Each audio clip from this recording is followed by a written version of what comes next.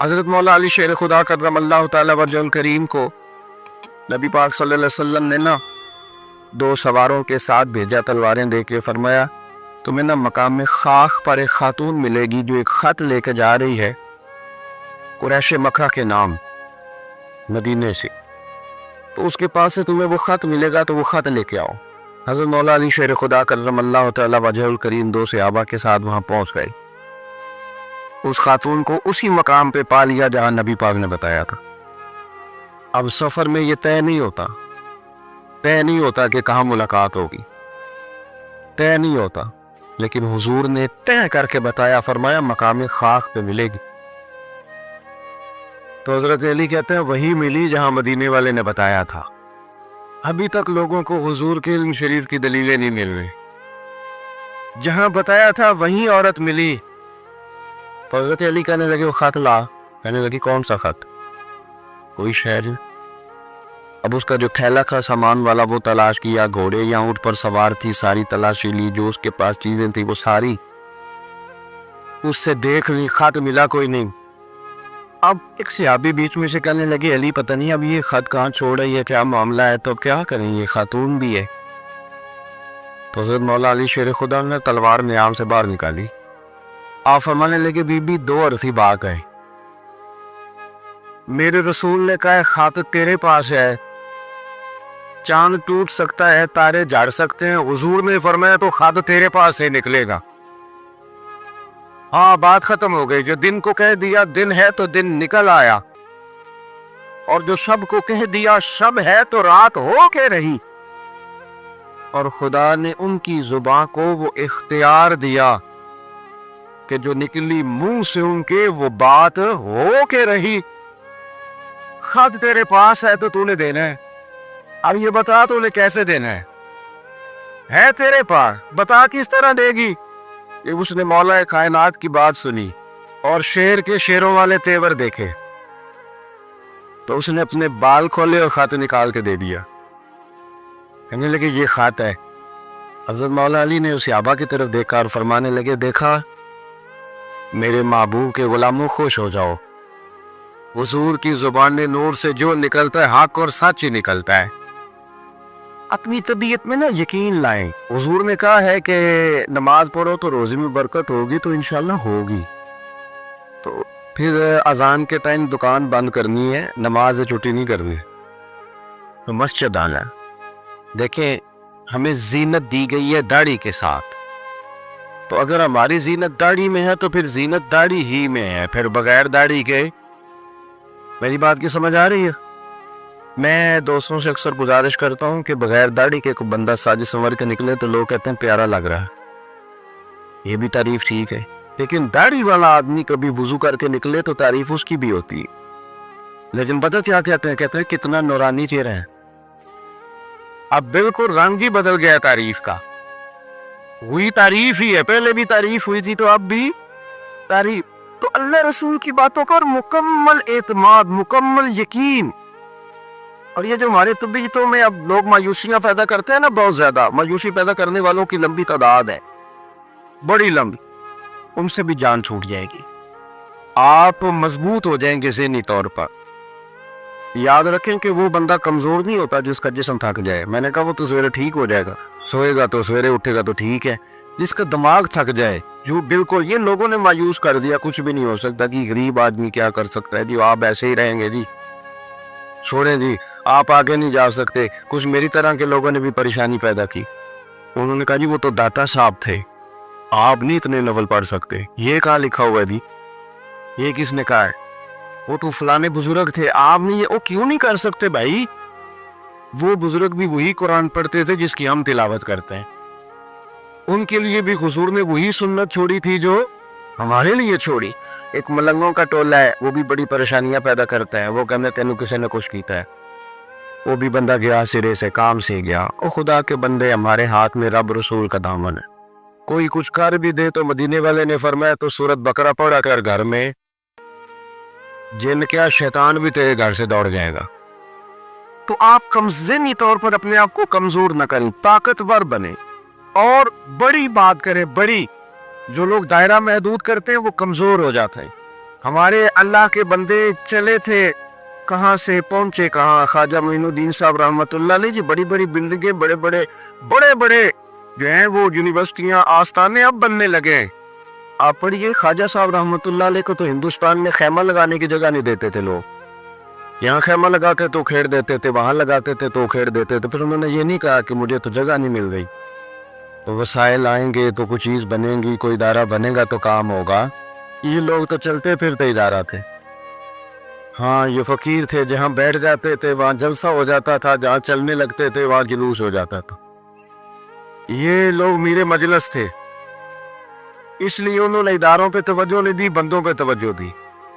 سب درختوں کے نیچے، یہ حضرت محدث اعظم پاکستان رحمۃ اللہ علیہ کا عرس آ رہا ہے 1-2 دن میں، درخت کے نیچے بیٹھ کے پڑھانا شروع. کسی نے کہا حضرت ادارہ نہیں بنانا، فرمایا وہ مستری بنایا کرتے ہیں، وسائل آئیں گے تو کہہ دیں گے کسی مستری. ہماری ڈیوٹی پڑھانا ہے، درخت کے نیچے بھی پڑھائیں گے. اور پڑھایا تو مزہ لے کے پڑھایا، کمال کرتی. ایک ان کے شاگرد ہوئے مفتی مجیب الاسلام اعظمی رحمۃ اللہ علیہ، وہ کہتے ہیں میرا بھی کھانا کہیں سے آتا تھا تو صحیح نہیں آتا تھا. تو استاد جی جو کہ ابھی نئے نئے آئے تھے ہجرت کر کے پاکستان، ان کا کھانا گھر سے پکتا تھا، وسائل زیادہ نہیں تھے کہ وہ مجھے بھی کھلا سکیں، لیکن استاد تھے نا. ایسا نہیں تھا کہ بچے رکھ لیے خانقاہ پہ تو وہ اس لیے رکھے کہ وہ آنے والوں کو پانی پلائیں گے، چائے پلائیں گے. 7 سال بیت گئے، بیچارے نے قرآن مجید نہیں حفظ کیا، اس کا استحصال ہوا، اسے پڑھنے نہیں دیا گیا، اور پتہ نہیں کس کس نوعیت کا ظلم ہوا، خیال ہی نہیں کیا کہ یہ کس طرح ماں نے کلیجے سے دور کر کے انہیں دیا. مفتی مجیب الاسلام رحمۃ اللہ علیہ فرماتے ہیں کہ حضرت کیا کرتے کہ جو میرا کھانا آتا نا وہ کچھ ٹھیک نہیں ہوتا تھا، کئی دفعہ رات کی روٹیاں بھی مجھے دے دی جاتی.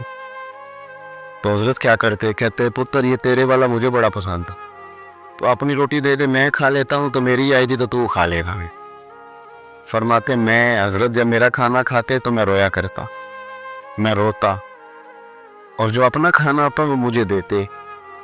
جب اس رنگ میں نا اگر کوئی شعیب آئے میسر، پھر شبانی سے کلیمی 2 قدم ہے، اللہ کرے کو مل جائے نا ایسا، یہ اس طرح پیار کرے تو بہت سارے لوگ نکھر کے سامنے آ جائیں. کیونکہ باتیں زیادہ نہیں کرنی، سمیٹنے کی طرف آتا ہوں. یقین مضبوط کرے، ایمان مضبوط، اور کچے لوگ جو آپ کا ذہن الجھاتے ہیں ان سے بچے، جو ذہنوں میں افتراق پیدا کرتے ہیں ان سنگتوں صحبتوں سے بچیں. پھر فرمایا وقان یتقون، وہ لوگ متقی ہوتے ہیں. تقوی کا معنی ہے محتاط زندگی گزارنا. توبہ کا مطلب ہوتا ہے اپنے پچھلے تمام گناہوں سے اللہ کے حضور معافی مانگنا. میں بھی جانتا ہوں، آپ بھی جانتے ہیں کہ اگر ہم نے کسی شخص کے ساتھ زیادتی کی ہو تو معافی کا کیا طریقہ ہے. ایسا تو نہیں ہوتا کہ آپ اس کے سامنے بیٹھیں اور بیٹھ کے آپ کہیں معاف کر دے، معاف کر دے، معاف کر دے، معاف کر دے. آپ کو یہ بھی پتا ہوتا ہے کہ یہ بندہ کس طرح کا ہے، یہ بھی پتا ہوتا ہے میری زیادتی کس طرح کی ہے، یہ بھی پتا ہوتا ہے کہ راضی کیسے ہوگا. ہم وہ سارے لوازمات جمع کرتے ہیں، اور اگر ہمیں یہ پتا ہونا کہ میرے اکیلے سے جانے سے یہ معاف نہیں کرے گا تو اس شخص کو ساتھ لے جاتے ہیں جس کی وہ بات مانتا ہے، اور پھر ہم اس طرح سے منت کرنے کی کوشش کرتے ہیں کہ جیسے وہ شخص مان ہی جائے. صرف سمجھانے کے لیے مثال دے رہا ہوں. توبہ رٹا لگانے کا نام تو نہیں نا، توبہ تو اللہ کو منانے کا نام ہے. ایک شخص اپنی گناہ چھوڑنے کا ارادہ ہی نہیں کر رہا، اور وہ اپنی غلطی کو غلطی تسلیم ہی نہیں کر رہا، اور اپنی غلطیوں سے وہ پیچھے ہٹنے کو 2 قدم بھی تیار نہیں، تو توبہ کوئی رٹا لگانے کا نام تو نہیں. آپ توبہ طوطے کو رٹا دیں تو طوطا توبہ توبہ پکارتا رہے تو اس کو وہ چیز تو نہیں حاصل ہونے لگی. توبہ ایک بڑی خاص بات صوفیاء نے لکھی ہے، اگر آپ سمجھے تو بڑا نفع دے گی. وہ کہتے ہیں جس طرح گھر چھوٹا بنانا ہو یا بڑا بنانا ہو، زمین تو درکار ہوتی ہے کہ نہیں.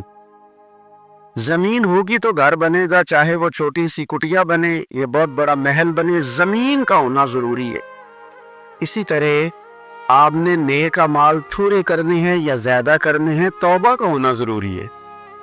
توبہ وہ زمین ہے جس کے اوپر آپ نیک اعمال تعمیر کریں گے. اگر توبہ نہیں ہے تو پھر کوئی بھی نیک عمل آپ کے پاس ہو ہی نہیں سکتا. آپ پچھلے گناہوں سے رجوع کریں اللہ کی طرف. آپ کہیں کہ میرے اندر یہ غلطی ہے، میں توبہ کرتا ہوں. ان العبد اذا اعترف، اعتراف جرم کرے. پھر اللہ کے حضور رجوع لائے. ہمارا یہ حال ہے کہ ہم جتنی بھی توبہ کرتے ہیں، جس قدر بھی استغفار پڑھتے ہیں، اس کو ایک وظیفہ سمجھ کے پڑھ لیتے ہیں. بھئی یہ بھی اچھا ہے، برکت سے خالی نہیں. لیکن توبہ کا حقیقی مفہوم یہ ہے کہ انسان اپنا محاسبہ کرے، اپنی پچھلی ساری زندگی اپنی آنکھوں کے سامنے لائے. اگر وہ سمجھتا ہے کہ اس حال میں مر گیا تو میرے لیے مشکل ہوگا منہ دکھانا اللہ رسول کو، تو پھر وہ فوراً سے پہلے اپنے گناہوں سے رجوع کرے اور اللہ کے حضور توبہ کرے. یہ توبہ کا مفہوم ہے. میرے رسول پاک صلی اللہ تعالی علیہ وسلم نے اپنی امت کو اس طرف خاص رغبت حضور نے اپنی امت کی کرائی. رب بڑا مہربان ہے، بڑا ہی کریم ہے.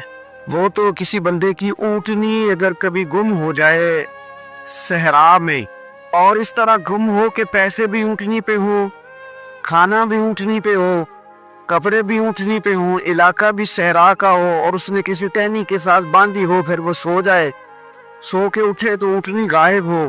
اب وہ اتنا پریشان ہو کہ آگے پیچھے دائیں بائیں دیکھا تو پتہ چلا کہ اونٹنی تو غائب ہو گئی. نہ کھانا ہے، نہ پیسے ہیں، نہ کپڑے، نہ سواری ہے، علاقہ صحرا کا ہے، پیدل جا بھی نہیں سکتا. تو فرمایا جس طرح وہ بیٹھ کر موت کا انتظار کرنے لگتا ہے، اور وہ منتظر تھا کہ اب موت ہی آئے گی، اب کوئی اور سہارا نہیں.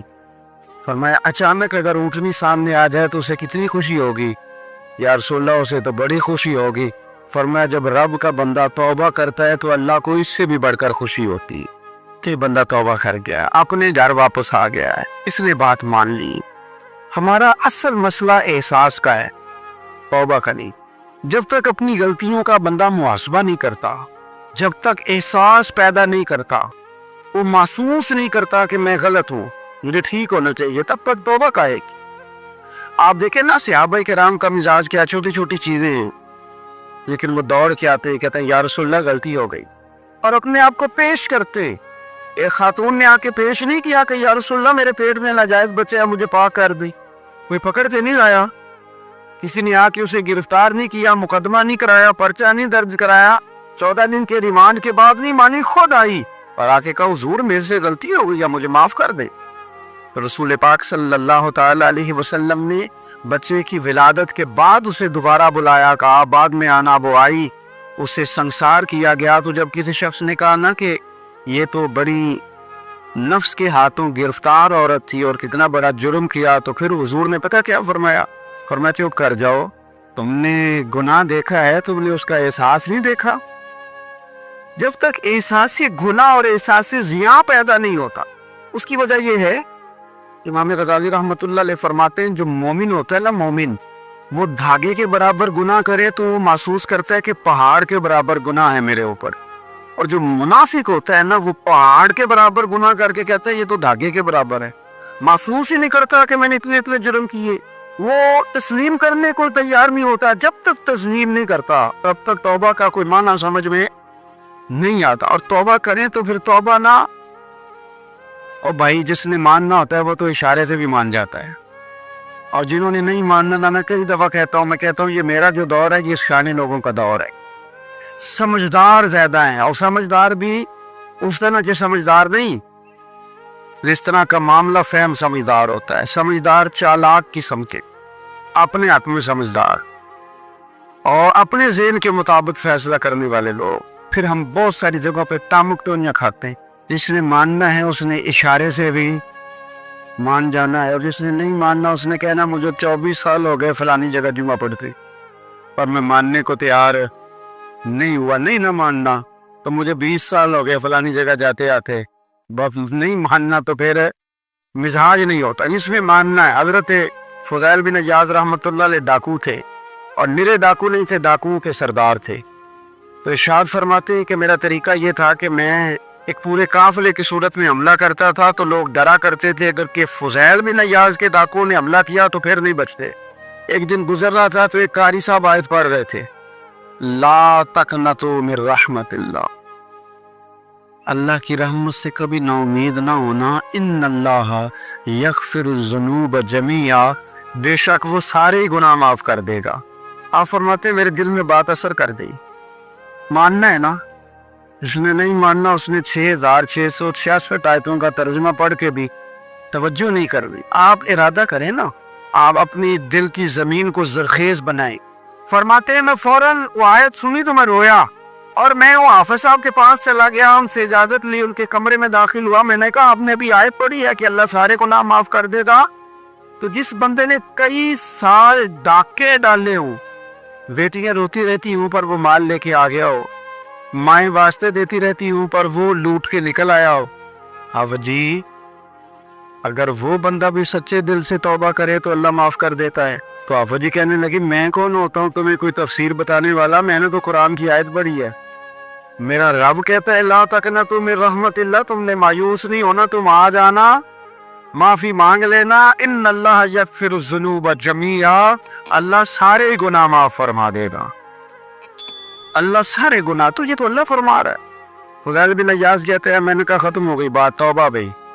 واپس آیا تو وہ میرے ساتھ جو تھے نا, ان سے میں نے کہا سردار نیا تلاش کر لو بھائی. اب ارادے بدل گئے, پروگرام کچھ اور ہو گیا. اب تو لوگ ہمیں تانے دیں گے, اب تو لوگ باتیں کریں گے کہ اوتھے کی لین جانا ہے. فضیل بن عیاض کہنے لگے بس بھائی توبہ کرنی, اب تم کوئی اور سردار تلاش کر لو. اور اوپر سے نہیں کہا, توبہ کی تقریریں نہیں کی, دوسروں کو میسج نہیں بھیجے, اور لیکچر نہیں جھاڑے, رو کے کہا, درد سے کہا, دل سے کہا.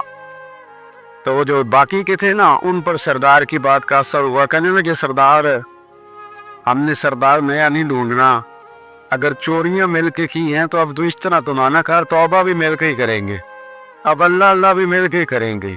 اب بس تو اگر ادھر جائے گا تو ہم بھی تو جائیں گے نا. اللہ اکبر. فضیل بن عیاض کہتے ہیں ظاہر ہے مال لوٹا کرتے تھے.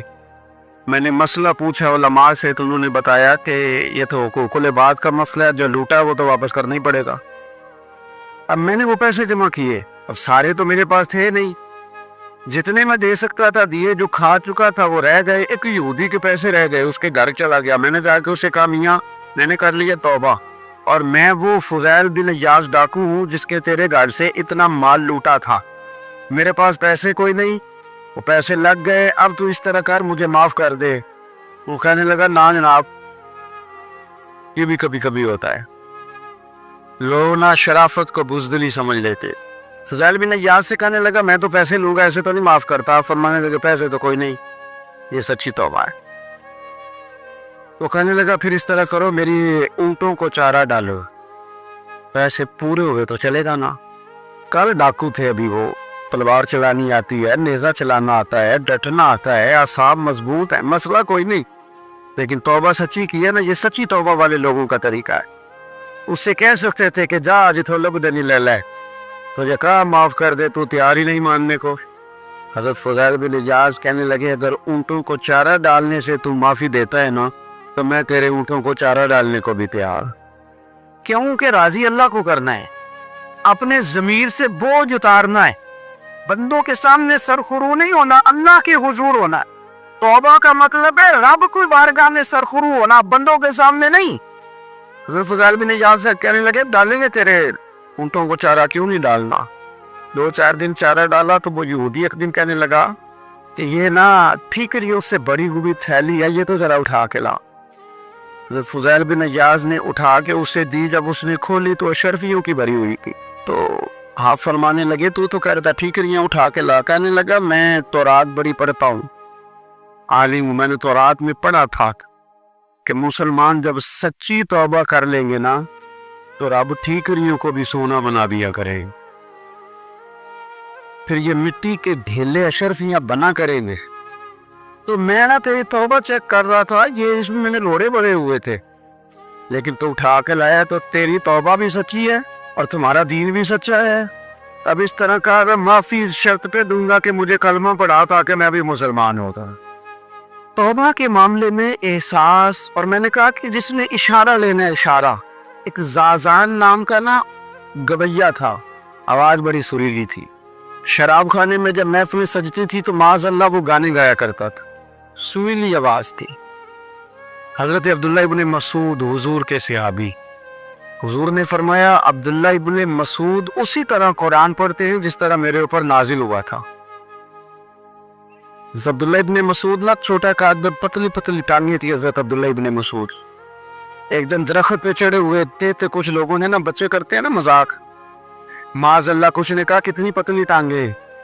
اللہ کے محبوب علیہ السلام نے فرمایا قیامت کے دن عبداللہ ابن مسعود کی ٹانگوں کا وزن احد پہاڑ سے بھی زیادہ ہوگا. زبردست صحابی ہے. اور حضور نے فرمایا میں نے جس کو گورنر بنایا، کسی جگہ امیر بنایا، مشورہ کر کے بنایا، اگر میں کسی کو بغیر مشورے کے امیر بناتا تو عبداللہ ابن مسعود کو بناتا. حضرت عبداللہ ابن مسعود گزر رہے تھے تو وہ جو زازان نام کا گویہ تھا وہ گانے گا رہا تھا. ہماری جو تقریریں ہیں نا جی، میری طرح کے لوگ وہ چونکہ جمعہ پڑھانا ہے 45 منٹ پاس کر دیں تو نہ وہ ذوق سے تیاری، نہ وہ درد. قوم کی اصلاح ایک تیرے ایسا فرمایا کرتے تھے تمہارا بچہ بگڑ جائے تو کتنے پاپڑ بیلتے ہو صحیح ہو جائے. یکدم خدا نہ خواستہ خاکم بدہن کروڑ دفعہ اللہ معاف کرے کسی باپ کو رات کو خبر مل جائے کہ تیرا بیٹا نشہ کرتا ہے، سوئے گا رات کو؟ روئے گا کہ نہیں مصلی بچھا؟ لیکن یہ صرف اپنے بیٹے کے بارے میں ہے. کاش قوم کے ہر بیٹے کے بارے میں ہمارا یہی ذہن بن جائے کہ یار یہ کیوں بگڑ گیا ہے. اور اس درد سے جب ہم اصلاح کریں گے، تقریر کریں گے، پھر آپ محسوس کریں گے کہ اللہ اس میں اثر بھی پیدا کرے، اس میں تاثیر آتا. حضرت عبداللہ ابن مسعود گزرے تو درد تھا نا دل کے اندر، اور اگر کسی نے توبہ کرنی ہے پھر جملے سے بھی کر لینی. آپ گزرے، سریلی آواز کانوں میں آئی، کھڑے ہو کے کہنے لگے کون ہے؟ کہ جناب زازان نام کا گویہ ہے. مصطفیٰ کریم کے شانوں والے غلام کی زبان سے لفظ نکلے، کتنی سونی آواز ہے، کاش یہ قرآن پاک کی تلاوت کرتا. اللہ اکبر، کاش کوئی ایسا ہو تو صحیح جو ہمیں کہے کہ کاش یار تو قرآن پڑھتا، کتنی سونی آواز ہے، کاش تو نعت پڑھتا. کوئی کہے تو صحیح، کوئی کہتا ہی نہیں، کوئی کہتا ہی نہیں کتنا سونا چہرہ ہے، کاش اس پہ داڑھی ہوتی. کوئی کہتا ہی نہیں میری ملت کے جوانوں. سینکڑوں لوگ ہیں. ایک بچہ مجھے ایک دفعہ ملا لاہور میں تو میرے گلے لگ کے اس طرح رویا جس طرح کو بچھڑا ہوا روتا ہے. مجھے لگا پیر صاحب مر جان لگے ہیں، کوئی شادی سلاج نہیں کردا، خوب گئے گناہ میں، کوئی بائیں نہیں پھڑدا. کوئی ملے تو صحیح جو ہمارے دکھوں کا مداوع کرے. کوئی نہیں، اپنی اپنی نفسا نفسی، کوئی بات بتانے والا ہی ہے. میں اکثر دوستوں سے کہتا ہوں کہ بڑے شوق سے سن رہا تھا زمانہ تو ہم ہی سو گئے. داستان کہتے کہتے لوگوں کا دل کرتا ہے ان کی اصلاح ہو جائے، پر کوئی درد والا ہو، کوئی ایسی بات ہو تو تب بیلنس. ہائے ہائے. حضرت عبداللہ ابن مسعود کہنے لگے کاش یہ قرآن پاک پڑھتا. یہ کہہ کے چلے گئے.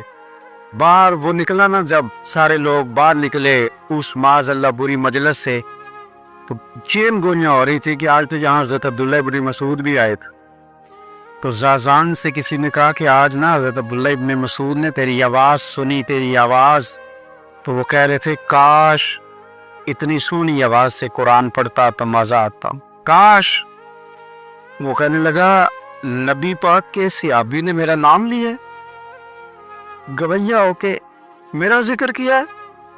حضرت عبداللہ ابن مسعود نے میرا نام لے کے کہا کہ کاش میں قرآن پڑھتا ہوں. وہ میرے لیے کہا مصطفیٰ کے صحابی نے حضور سے قرآن سیکھنے والے کی خواہش ہے کہ میں قرآن پڑھوں. دوڑے گئے، کدھر ملیں گے عبداللہ ابن مسعود؟ فلاں جگہ غسل کیا، وضو کیا، پیروں میں لگ گئے جا کے. کہنے لگے سونیا یہ اس کے قرآن پڑھنے کی تعریف مدینے والے کریں، وہ میرے بارے میں کہے کہ مجھے قرآن پڑھنا چاہیے تھا. آج سے میں نے ٹھوکر ماری سارے گانوں کو، سکھاؤ مجھے قرآن، میں قرآن ہی پڑھا کروں. میں قرآن پڑھوں گا، میں پڑھ کے سناؤں گا. لوگ میری زبان سے اللہ کے کلام کی تلاوت سنا کریں گے. کوئی بیٹھا ہوا مجھے دور دعا دیتا ہے، میں ڈوبتا ہوں سمندر اچھال دیتا ہے. کوئی تو ہو نا جو کہے، کوئی تو. فرمانے لگے بس ہو گئی حضور، آپ دیکھیں گے میں قرآن ہی پڑھوں گا. میری زبان سے اللہ کی کتاب کی تلاوت ہی ہو گئی، طے ہو گئی بات. تو کسی نے نصیحت لینی ہے توبہ کے لیے تو ایک جملہ بھی کافی ہے، ایک جملہ بھی. اور میں نے کہا کہ اگر صرف تقریر سننی ہے، واز ہی سننے اور ساری زندگی اسی پہ لگانی ہے کہ آج بڑا جملہ کا، آج بڑا مزہ آیا، آج فلانی بات ہو پہلی دفعہ سنی، کچھ قرضے دے کے جان چھوٹے گی، اس کے بغیر جان نہیں چھوٹتی. اپنی قضا نمازوں کا حساب لگائیں اور ان کو صحیح کر کے ادا کریں. ایک مسئلے میں بڑی دیر سے دوستوں کو اشارے کنایاتاً باتیں کہہ رہا ہوں، پھر کہتا ہوں میں نے شب برات کو تفصیل سے یہ بات کی تھی، پھر کرتا ہوں۔ اپنے معاملات کو صاف کریں، لینے دینے کے مسائل میں اپنے آپ کو ایک میں منت کے ساتھ بات کرنے لگا ہوں اپنے دوستوں سے۔ خدا را کبھی بھی بڑے سے بڑا کام کرنا یا چھوٹے سے چھوٹا کرنا، اس میں سود کا کوئی نقطہ نہ آنے دینا۔ آپ کا دل سخت کر دے گا، آپ کے آنسو لے جائے گا، کچھ نہیں بچے گا۔ جس طرح پیشاب کا ایک قطرہ کئی من دودھ کو تباہ کر دیتا ہے، یہ سود آپ کے اصل مال خدا را۔ یہ میری منت ہے، میری گزارش ہے۔ میں ان دوستوں کو جانتا ہوں، مجھے لگتا تھا کہ یہ ولایت کا رستہ طے کریں گے، لیکن چلے کچھ جگہ مجبوریاں ہوتی ہیں، کچھ معاملات ہوتے ہیں، لیکن کوئی ایک آدھ نقطہ ایسا آتا ہے بیچ میں، وہ لے جاتا ہے ساری چیزیں۔ نبی پاک علیہ الصلوۃ والسلام نے فرمایا، بندہ بڑا سفر کر کے آتا ہے، بکھرے بال، بری حالت، رو کے دعائیں مانگتا ہے، یا اللہ یا اللہ یا اللہ کہتا ہے، پر اللہ اس کی دعا قبول نہیں کرتا۔ سونیا آپ کہہ رہے ہیں رحمت للعالمین ہو کے کہ رب قبول نہیں کرتا؟ تو حضور نے فرمایا، اس نے پہنا بھی حرام پیسوں کا، کھایا بھی حرام پیسوں کا، پیا بھی حرام پیسوں کا، جتنی مرضی مانگے، پھر مالک اس کی دعاؤں کو مستجاب۔ ہمارا ایک تو ہے اپنا عمل، ایک ہے توبہ، ایک بات کی اعمال۔ ہم نے ایک آخری بات یہ آپ سے کرنی ہے کہ ہمارے ذمے جس طرح ہمارے بچوں کی ڈیوٹی ہے نا، بیوی کا نان نفقہ خامد کے ذمے ہوتا ہے، ماں باپ بوڑھے ہوں تو ان کی ڈیوٹی اولاد کے ذمے، اسی طرح قیامت تک نبی کوئی نہیں آئے گا، دین کی جو ڈیوٹی ہے وہ نبی پاک کی امت نے ادا کر دی۔ اور اللہ کیا فرماتے ہیں قرآن مجید کی سورہ محمد صلی اللہ تعالی وسلم، اللہ فرماتے ہیں، یا ایھا الذین آمنوا ان تنصروا اللہ ینصرکم، اے ایمان والو اگر تم اللہ کے دین کی مدد کرو گے تو اللہ تمہاری مدد کرے گا، وَيُثَبِّتْ أَقْدَامَكُمْ، اور اللہ تمہارے قدموں کو جما دے گا، یعنی تمہیں مضبوط کر دے گا، تم مضبوط سے مضبوط ہوتے جاؤ گے۔ شرط کیا ہے؟ ان تنصر اللہ، اگر تم اللہ کے دین کی مدد کرو۔ اپنے مزاجوں میں نا اللہ کی دین کی مدد کا ذوق پیدا کریں۔ وَالَّذِي أَرْسَلَ رَسُولَهُ بِالْهُدَىٰ وَدِينِ الْحَقِّ لِيُظْهِرَهُ عَلَى الدِّينِ كُلِّهِ، میں پوری دنیا کے مسلمان حکمرانوں کو یہ بتانا چاہتا ہوں کہ یہ جو میرے نبی پاک کا دین ہے نا، یہ دبنے نہیں آیا، یہ غالب ہونے کے لیے آیا ہے۔ اور اسلام کی فطرت میں قدرت نے لچک دی ہے، اتنا ہی یہ ابھرے گا جتنا کہ دبا دو گے۔ کیا سمجھتے ہیں اسرائیل کے گنڈے کہ مسجد اقصیٰ میں نمازیوں کو تنگ کر کے تو وہ کہیں گے کہ ہمیں پوچھنے والا کوئی نہیں؟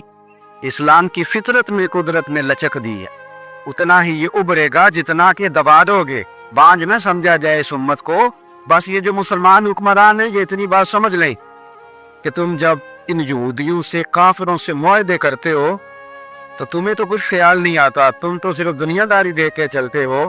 کاش بال بچہ دیکھتے ہوئے، مال دیکھتے ہوئے، ملک اور زمین دیکھتے ہوئے تم ایک دفعہ اللہ کا دین بھی دیکھو۔ یہ تمہاری ذمہ داری ہے، یہ نبی پاک نے ڈیوٹی لگائی ہے۔ اپنا اپنا کردار ہمیشہ دین کے لیے پیش کریں، اپنا اپنا کردار۔ وہ ضروری نہیں کہ چندے کی صورت نہیں ہو، آپ کسی بے نمازی کو نماز کا مشورہ دیں، آپ نے دین کی خدمت کی۔ آپ نے ماں باپ کے نافرمان کو فرما برداری کا مشورہ دیا تو آپ نے دین کی خدمت کی۔ اگر آپ نے کسی بندے کو کہا یار تیرا قرآن پاک ٹھیک نہیں، چل قاری صاحب کے پاس، تیرا تلفظ ٹھیک ہونا چاہیے، کو آدھا گھنٹہ نکال کے سیکھ لے، یہ لفظ کہنے سے ہی آپ نے دین کی خدمت کی۔ میرے نبی پاک صلی اللہ تعالی وسلم نے فرمایا، ایک جملہ بول کے دین کی دعوت دے گئے، جن جملے میں اللہ 1000 سال کی بات بھیج رہے ہیں۔ السلام علیکم ورحمۃ اللہ وبرکاتہ۔ یہ حدیث سنیں، اس سے آپ کے علم میں اضافہ ہوگا، اور اس حدیث کو سننے سے آپ کی زندگی بھی بدل سکتی ہے۔ آپ صلی اللہ علیہ وآلہ وسلم نے فرمایا کہ تمام اعمال کا دار و مدار نیتوں پر ہے، اور ہر عمل کا نتیجہ ہر انسان کو اس کی نیت کے مطابق ہی ملے گا۔ بس جس کی ہجرت دولت دنیا حاصل کرنے کے لیے ہو یا کسی عورت سے شادی کی غرض سے ہو، بس اس کی ہجرت ان ہی چیزوں کے لیے ہوگی جن کے حاصل کرنے کی نیت سے اس نے ہجرت کی تھی۔ صحیح بخاری حدیث نمبر 1۔